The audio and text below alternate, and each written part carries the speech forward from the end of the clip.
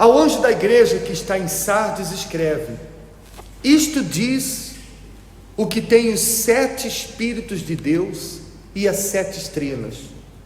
Conheço as tuas obras, que têm nomes de que vives e estás morto. Veja que é algo muito duro você ouvir uma pessoa chamar outra de morta, né? Fulano, você parece morto, você está morta. Quando você ouve alguém falar assim, né? É uma coisa muito forte, não é assim não? E aqui o Senhor Jesus se dirige para aquela igreja dizendo para eles exatamente dessa forma, que eles tinham o nome de que estavam vivos, mas estavam mortos. Ou seja, tinham aparência de que estavam vivos, mas interiormente estavam mortos. E quando ele diz: conheço as tuas obras, que tem nomes de que vives e está morto, diferente das outras igrejas, não há um elogio, não é um elogio quando ele diz: conheço as tuas obras, como foi, por exemplo, no caso da igreja de Pérgamo, em que ele disse: conheço as tuas obras, que as últimas são mais numerosas do que as primeiras. Ele não fala aqui: conheço as tuas obras num tom de elogio, de reconhecimento, mas sim exatamente o contrário, dizendo para ele: eu conheço as tuas obras, que elas têm nome de que vive, mas está morto, fazendo com que nos dando a entender que quando uma pessoa está morta espiritualmente, o que ela faz também é morto. A sua oração é morta, os seus propósitos é morto, até quando sacrifica, é um sacrifício morto. Tudo que a pessoa faz externa o que está dentro dela, aquela mortandade que está dentro dela, aquela morte que está dentro dela. Então, infelizmente, o estado daquela igreja de Sardes era esse, eram de cristãos mortos. E é evidente que existem também pessoas na igreja hoje que estão nesse estado, pessoas que já foram fervorosas, pessoas que já foram dedicadas, pessoas que já foram tementes, mas parece que todo aquele temor morreu, parece que todo aquele fervor morreu, parece que todo aquele brilho que ela tinha morreu, se apagou. Talvez por ter se envolvido com alguém, talvez uma palavra que a pessoa ouviu. Você sabe, às vezes a gente, por onde a gente passa, a gente atendendo várias pessoas, às vezes a gente sabe de casos de pessoas que ouviram uma palavra e depois que elas ouviram aquela palavra, nunca mais elas foram a mesma, porque aquelas palavras entrou dentro dela como um veneno que matou ela por dentro. Pessoas que depois que começaram a se envolver com alguém, até mesmo dentro da onde? Dentro da igreja, aquele envolvimento matou ela. Aquele envolvimento com aquela pessoa, o convívio com aquela pessoa foi estragando, até que hoje ela está dentro da igreja, não saiu de dentro da igreja, mas está o quê? Está morta. E isso é terrível aos olhos de Deus. Por isso ele fala para aquela igreja, mas ele não fala para aquela igreja com um ar de quem está condenando ela, não, porque ele está aqui tentando recuperar aquela igreja. Às vezes há pessoas que quando vêm na igreja e ouvem uma mensagem mais dura, às vezes a pessoa fica até chateada com o pastor, às vezes a pessoa fica até, se sente ofendida, se sente condenada, mas quando Deus mostra para a gente o nosso estado, não é para nós nos sentirmos mal, mas nos sentir mal com aquela condição.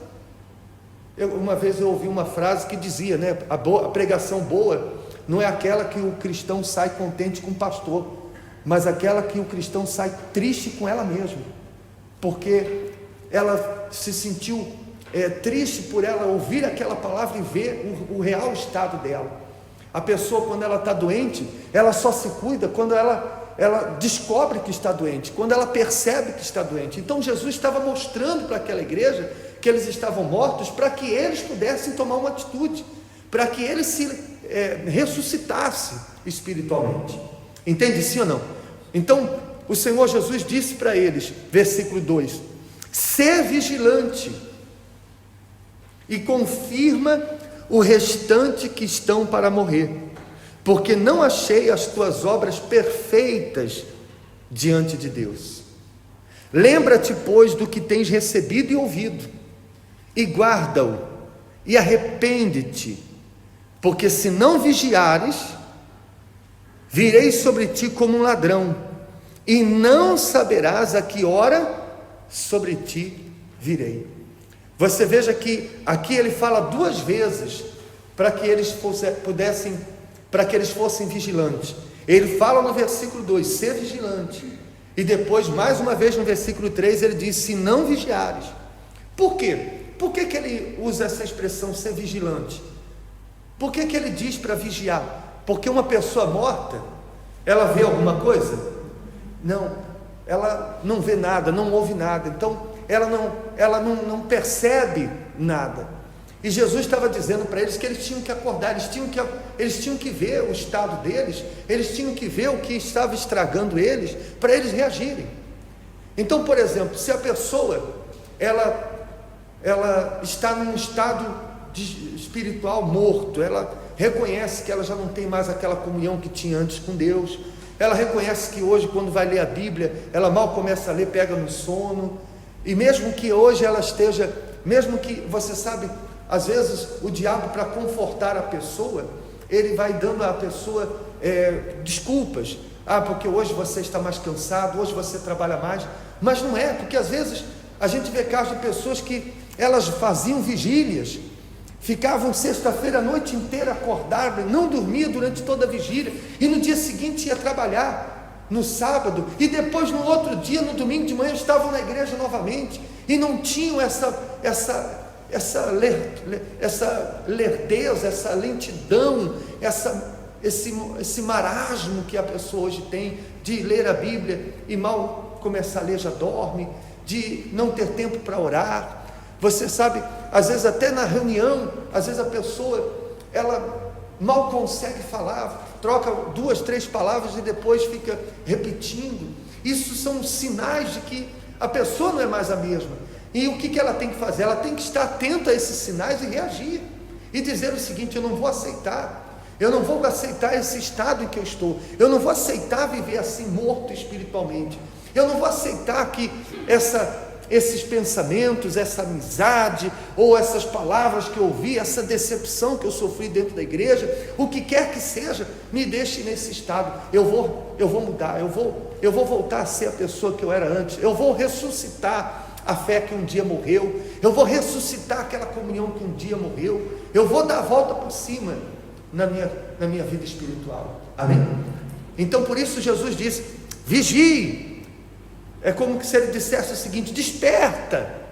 E ele diz: porque senão eu virei sobre ti como um ladrão.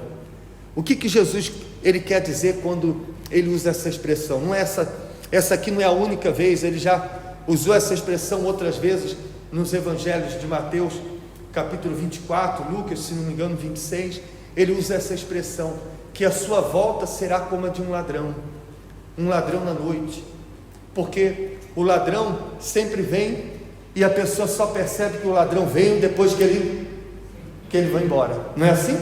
Ou o ladrão liga antes para dizer: ó, dona Maria, eu vou ir fazer uma visita à senhora hoje, é assim? Não.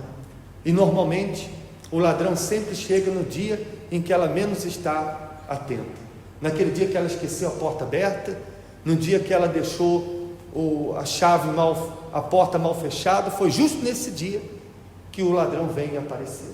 Então, para aquelas pessoas que estão mortas espiritualmente, há muitos que só vão despertar quando Jesus já tiver voltado. Por isso ele está dizendo: desperta antes, porque eu não quero que eu volte e você seja pego de surpresa. Desperte antes, dê a volta por cima, restaure a sua fé, desperta a sua fé. Amém? Mas também tens em Sardes algumas poucas pessoas que não contaminaram as suas vestes, e comigo andarão vestidas de branco, porquanto são dignas disso. Você veja que quase em todas as igrejas que nós lemos aqui, sempre teve. Jesus, ele repreendia a igreja, mas sempre deixava claro que havia no meio daquelas pessoas alguns que não estavam naquele estado. Ele sempre mostrou que conhece quem é e quem não é. Então, aqui mais uma vez ele destaca, ele diz que aquela igreja estava morta, mas ele faz questão de dizer, mas eu sei que nem todos que estão aí estão mortos. Por isso a gente tem essa paz de saber que ele sabe quem é quem, ele sabe o real estado de cada um. Ele é o pastor que conhece as suas ovelhas. Amém? O que vencer será vestido de vestes brancas, e de maneira nenhuma, leia aí comigo em voz alta, riscarei o seu nome no livro da vida, e confessarei o seu nome diante de meu Pai e diante dos seus anjos. Olha só que coisa interessante, né? Ele diz que ao que vencer, ele não vai apagar o seu nome do livro da vida. Por favor, Jorge, pega lá na minha impressora uma folha que eu deixei lá, por favor. Olhe para mim, por favor. Se aquele que vencer, e quando ele fala o que vencer, não é o que vencer as dívidas, o que vencer a crise financeira, o que vencer na vida profissional. Quando nas cartas do Apocalipse ele diz ao vencedor, ao que vencer, ele está dizendo aquele que vencer a si mesmo, vencer o pecado, vencer o tempo, vencer as dúvidas, vencer até o fim, permanecer com ele até o fim. A esse que vencer, Jesus disse, de maneira nenhuma eu riscarei o seu nome do livro da vida. Pensa comigo agora. Vamos pensar da seguinte forma: se o que vencer, que é o que vai permanecer com Jesus até o fim, o seu nome não será riscado, não será apagado do livro da vida, o que você acha que vai acontecer com os que não vencerem? O contrário, os seus nomes serão o quê? Apagados do livro da vida. A quem ele está se referindo?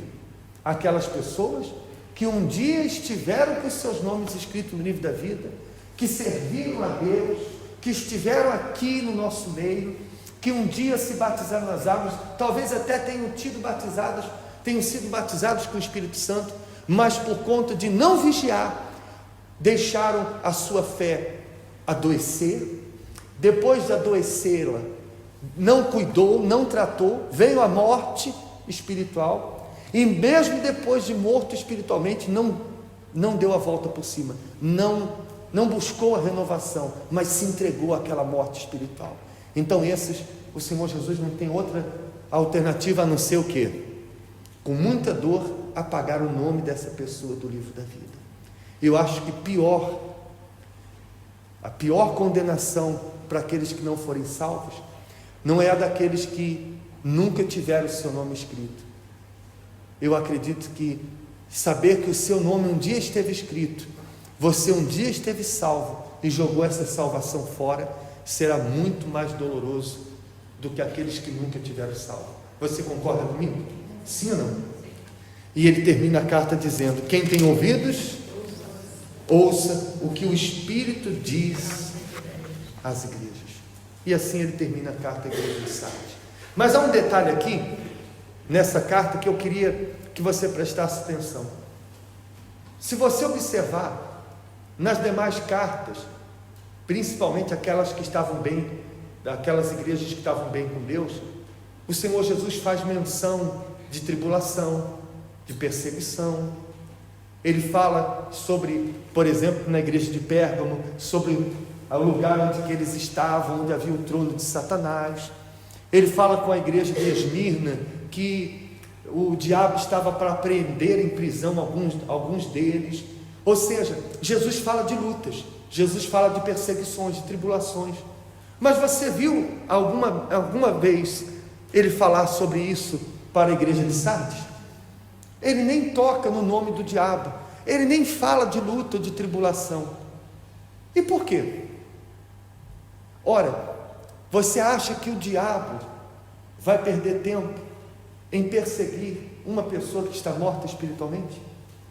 honestamente? Porque uma pessoa, quando está morta espiritualmente, qual é a ameaça que ela é para o diabo? Nenhuma. Porque nem ela está salva e nem pode salvar ou tem condições de salvar outra pessoa.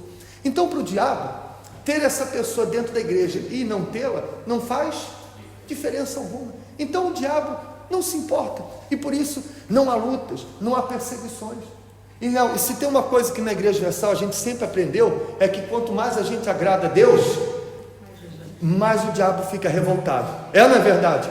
Foi o próprio Senhor Jesus quem diz, quando ele fala que não se pode servir a dois senhores. Aí ele diz, porque você há de agradar a um e desagradar o outro. E é assim, quando eu agrado a Deus, eu desagrado o diabo. Mas quando eu não agrado a Deus, eu agrado a Ele. E por isso, Ele não vai me perseguir. Eu não sou nenhuma ameaça para Ele. Então, quando há lutas, quando há tribulações, eu não estou falando problema financeiro, não estou falando doença, não estou falando miséria. Eu estou falando quando você é perseguido por causa da sua fé, quando as pessoas lhe criticam por causa da sua vinda à igreja, por causa da sua fé, quando você é discriminado, quando você é perseguido por causa de Jesus, isso é sinal de que você está vivo e representa uma ameaça para o diabo. Mas, por outro lado, quando a pessoa está morta espiritualmente, há uma sensação de paz. E é aí que uma coisa une a outra. Porque quando a pessoa não tem lutas, não tem problemas, normalmente há um relaxo espiritual. A pessoa não ora tanto, a pessoa não usa a fé, não há necessidade de fazer sacrifícios, não há aquela dependência de Deus. E por isso o diabo aproveita aquela mornidão espiritual para que, através daquela mornidão e a paz que o diabo dá para ela, aparente paz que o diabo dá para ela, a pessoa entra num comodismo e fique ali nadando naquela mornidão. Eu tenho aqui uma história, eu queria que você prestasse atenção, ela é muito interessante.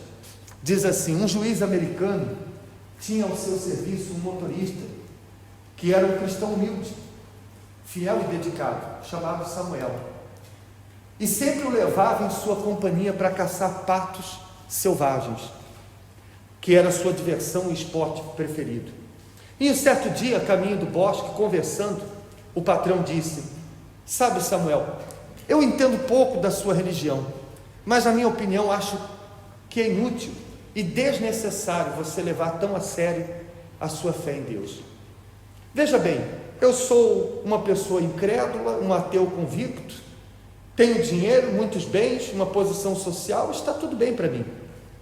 Agora veja você, uma pessoa religiosa, esforçada, sincera, mas está sempre dizendo que tem sido tentado, passa por lutas e várias provações.